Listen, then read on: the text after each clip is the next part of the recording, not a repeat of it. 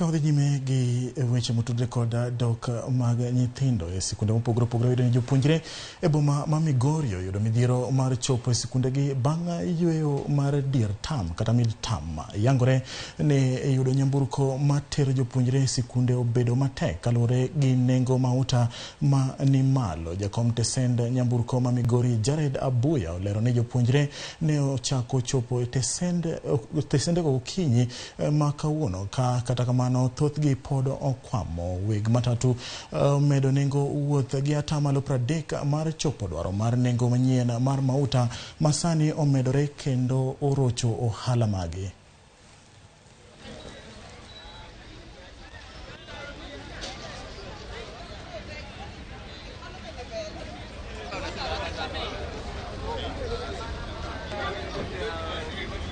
Mama Jojo, hali si vizuri sana kulingana na vile sasa watoto wanarudi shuleni. Hapa tuko na jamu kubwa ya watoto, stage imejaa, magari hakuna, na tena fuel imepanda juu, gharama pia ya nauri. Sasa kuna ndugu yangu nilikuwa narudisha Eldoret anasoma huko, tumepata bei si kawaida vile ilikuwa ile awali. Sasa pesa yenyewe ndio tusindikize watoto mpaka shule hakuna.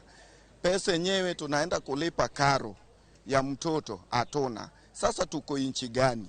Tuko Rwanda ama tuko Tanzania ama tuko inchi gani? Ukiangalia hapa awali tulikuwa tunaweka mafuta kutoka hapa mpaka Kisumu, tulikuwa tunaweka mafuta ya shilingi 6,000.